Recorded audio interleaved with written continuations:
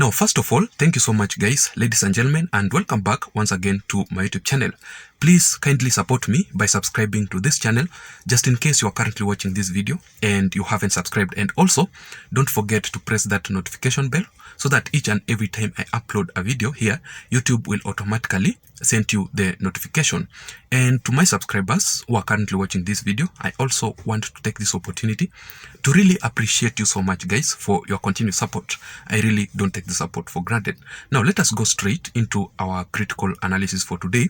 And it seems that the Azimio La Umoja Alliance leader, the former Prime Minister of Kenya, Right Honorable Raila Odinga, is not giving up yet on his dream to join the Kenya Kwanza Alliance and work with President William Samoei Ruto.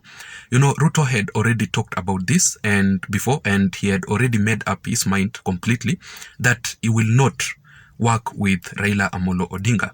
But recently, when William Ruto was in the Luo Nyanza region, Raila Odinga sent the Siaya County Governor, James Orengo, to deliver a strong message to President William Samoei Ruto publicly on the issue of working with together in the Kenya Kwanza Alliance. I just want you to listen to this clip by James Orengo before we proceed on. Finally, Mr. President, I ask you in the spirit, not of the handshake, but in the spirit of togetherness, I urge you to sit together on the table of brotherhood with your brother Raila Amolo Odinga. Because the elections are over. The elections are over. I'm here with people I've worked with. I see Governor Mutua, Weta, who is very eloquent, and we have been to many places with him. We have worked with Mudavadi, His Excellency. Even your Deputy President, I've worked with him. And I've worked with you, President Ruto. I know when you stand for something. Like when we were in Serena defending Aguambo, I knew you as a big fighter.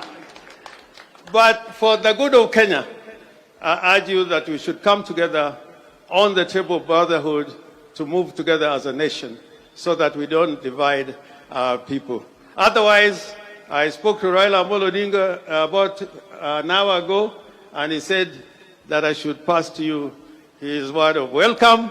Na ujisikie uko nyumbani. Joturo wako president kendo mwana negili wetu. Jadi mwana president oduog Siaya. Jadi mwana tingi ni ma president okelono Siaya. Ero rukamano. Koro luongo na mwalika ndugu wangu ambaye ni wakili shupavu.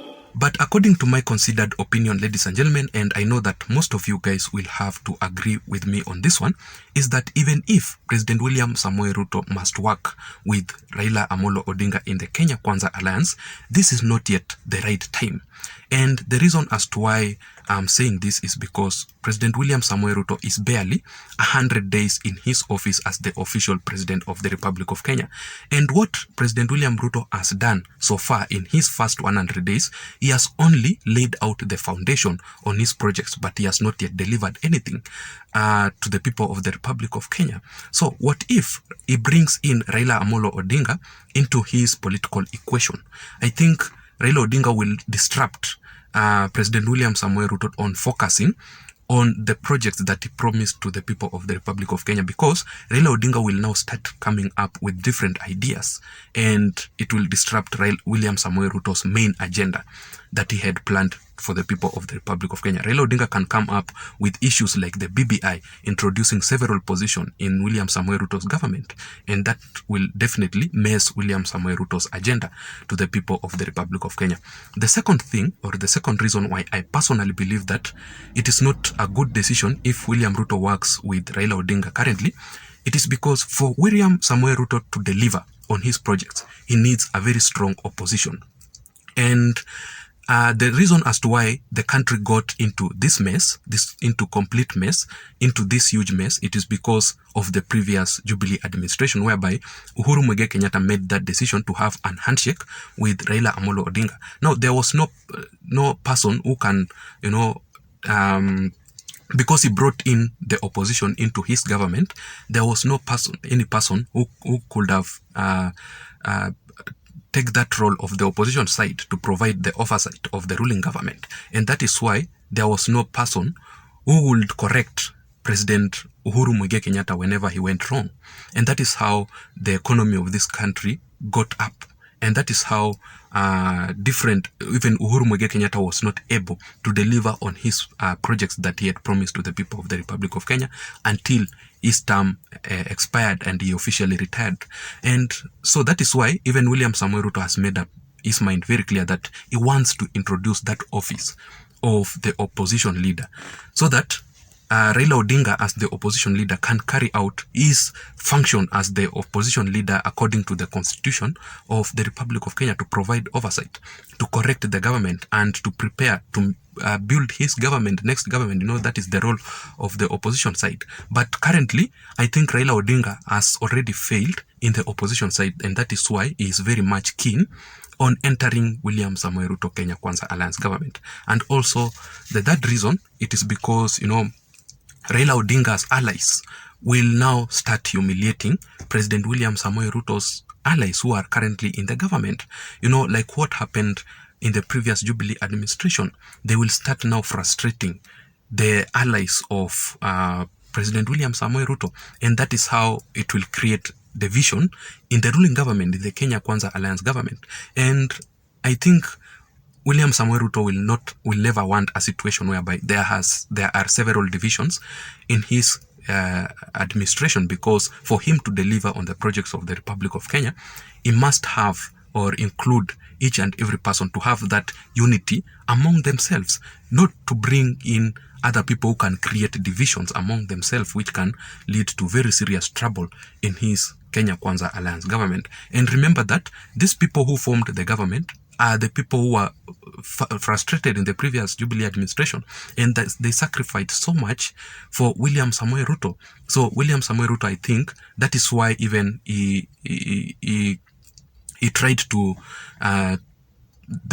give them the first priority in his government, just to reward them for what they had gone through while supporting him for his presidential bid. And also the fourth reason, ladies and gentlemen, it is because Raila Amolo Odinga will definitely destroy the Kenya Kwanza Alliance. In Raila Odinga's political history, you can definitely agree with me on this one, that Raila Odinga has a very bad political history of destroying alliances and political parties. He entered into Moi's party. What did he do when he started working with the former president Daniel Toroitich arap Moi? What did he do to KANU? That is how the fall of KANU came across. He came to the Jubilee administration recently. What did he do? That is how Jubilee party ended up messing completely. And up to now, the Jubilee party was a national party. And right now, as we speak, it is a regional party in the larger Mount Kenya region. Even the United Democratic Alliance, the UDA party, is much stronger than the Jubilee party in the larger Mount Kenya region. And how did that ended up?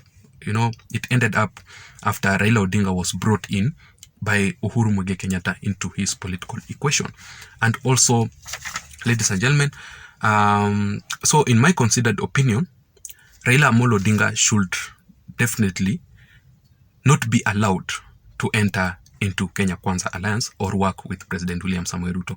I think the political advisors of William Samoei Ruto are also very much keen on that decision if William Samoei Ruto will make, because according to my considered opinion, in the recent political moves of Raila Odinga, is trying so hard. That is why he even invited William Ruto to his Luo Nyanza region, and he made him as the kingpin of that region, so that at least he can try to embrace him. And already he has ordered his allies to work closely with President William Samoei Ruto. So you never know. Maybe he's laying out political traps, or he's trying to play some political games or chess games. There, you know, politics is all about games of mind, or mind games. And it is a very, very dirty game. And if William Samoei Ruto falls into the trap of Raila Odinga, he will definitely mess up his political agenda to the people of the Republic of Kenya. And Kenyans will never ever try to trust him anymore. So I think William Samoei Ruto, even if he wants to survive politically in the ahead of the 2027 general election, he must make right decision. He must stick with the people from the larger Mount Kenya region, and if at all he must allow others into his government, then he must be very, very much carefully, because it is normally say you hold tightly what you have first before, you know, getting others. You know, if you release this one and you have not get to other things that you wanted, then you release this one, then you might end up messing up your political agenda or messing up your situation. So I think that is what I had for today, ladies and gentlemen. I don't have much. Until next time, my name is Json, but please don't forget to subscribe to my YouTube channel. Thank you so much for watching this video.